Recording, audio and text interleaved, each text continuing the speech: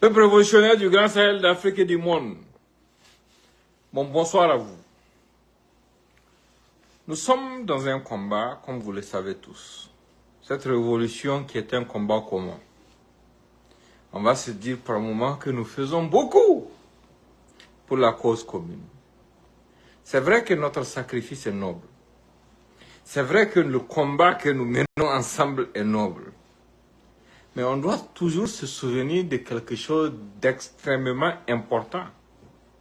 C'est le fait que ceux qui sont en train de donner leur vie sur le terrain pour notre patrie, pour notre survie, pour notre drapeau, leur sacrifice est encore plus noble que le nôtre.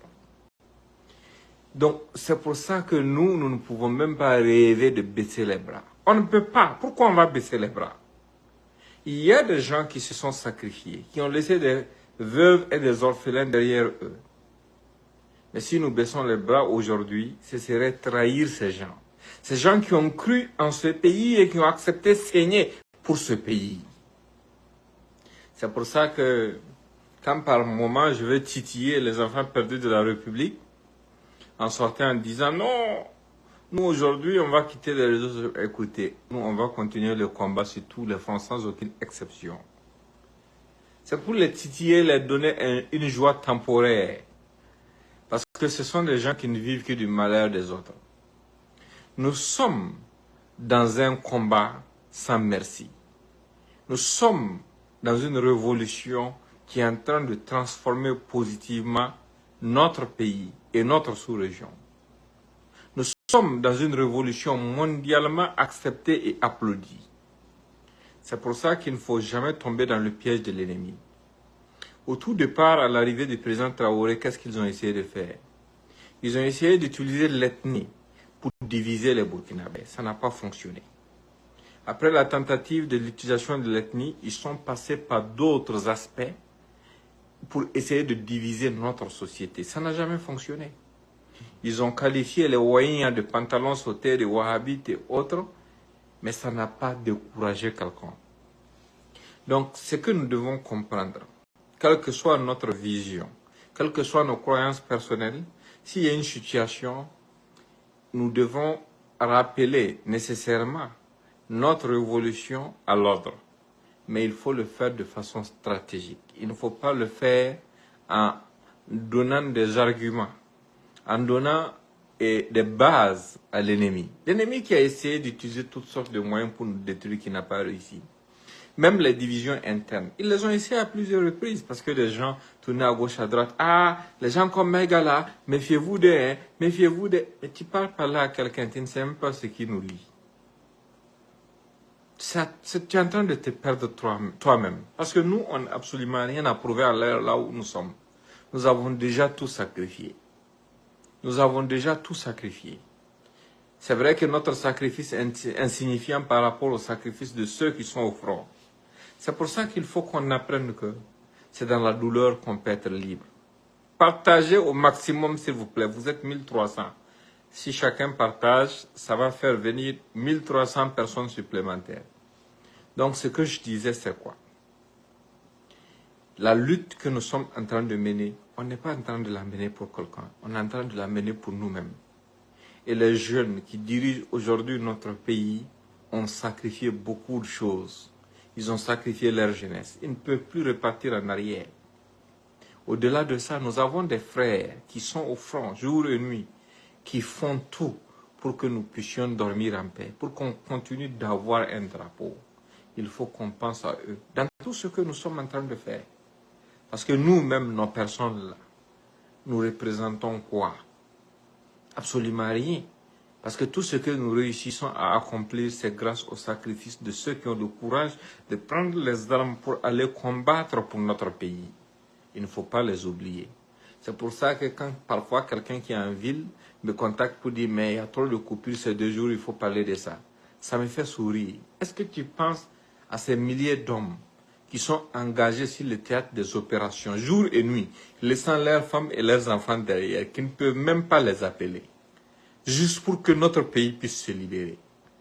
Est-ce que vous connaissez ce qu'on appelle le prix de la liberté? c'est le sacrifice suprême. Est-ce que vous pensez aux gens qui ont sacrifié leur vie, qui sont tombés juste pour que ce pays puisse continuer à exister? Quand tu es conscient de cette situation, tu es conscient aussi que ce n'est pas nous, le Burkinabé, qui l'avons créé. Tu es conscient aussi que ce sont des gens qui sont contre notre devenir, qui ont créé cette situation. Tu vas savoir être sage et savoir comprendre que nous sommes dans un processus qui va nous amener à atteindre dans le futur l'objectif de la prospérité. Ça, il faut le comprendre. Il ne faut pas surfer sur des choses qui vont nous diviser. Non. Parce que ce qui est sacré actuellement, c'est le combat que nous sommes en train de mener. Partagez au maximum. Je vais vous poser une question aujourd'hui. Et il y a du pétrole au Niger, beaucoup plus de pétrole au Niger qu'au Qatar. Il y a de l'uranium au Niger. Il y a du lithium au Mali. Il y a de l'or en grande quantité au Burkina Faso, plus qu'en Australie. Mais est-ce que vous vous êtes déjà posé la question à savoir pourquoi les pays du Golfe réussissent à exploiter leur pétrole? L'Australie réussit à exploiter son or. La Chine réussit à exploiter ses terres rares. Alors que chez nous, c'est autre chose. Les gens continuent, nos États continuent de vivre dans la mendicité. Est-ce que vous vous êtes posé cette question? C'est un grand complot international qui a été ourdi contre nous. Parce qu'à chaque fois quand on veut transiter vers quelque chose qui peut nous permettre de nous libérer, les mêmes donneurs de leçons reviennent nous dire que non, en fait, il faut que vous arrêtez ça. On veut que vous repartez vers la démocratie. Ce n'est pas vers la démocratie qu'ils veulent que vous repartez, non. Ils veulent que vous restiez dans une confusion perpétuelle. Parce que si c'est la démocratie qu'ils veulent, en vertu de quoi ils vont continuer à collaborer avec l'Arabie Saoudite ou le Qatar, ou les Émirats Arabes Unis? Parce que ces pays aussi n'appliquent pas la démocratie. Il n'y a pas de démocratie dans ces États. Mais la démocratie à ce niveau, ça ne les intéresse pas. Qu'est-ce que les gens ont décidé de faire de nous noirs tellement on nous sous-estime? Les gens ont décidé de signer des accords, des pactes avec des pays comme des pays du Golfe dans le but d'exploiter leur pétrole à moindre coût et de tirer des avantages pour leurs entreprises.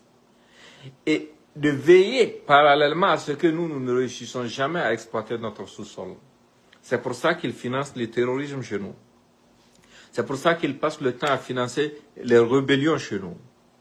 Les mêmes nations qui collaborent avec ces nations monarchiques, là où il n'y a aucune démocratie, ce sont ces mêmes nations qui reviennent chez nous financer le terrorisme, financer tout ce qu'il y a comme zizanie dans nos États, afin qu'on ne puisse jamais se réveiller. Si tu n'as pas compris ça là, c'est que tu n'as absolument rien compris.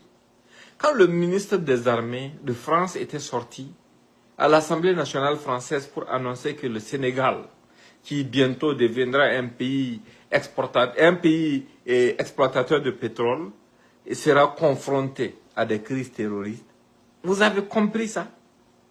Mais ce n'est pas parce qu'il manque de démocratie au Sénégal qu'il a prédit ça en fait. C'est parce que c'est le sort qu'ils ont réservé aux nations noires dans leur assemblée. Il faut que nous réfléchissions à ça.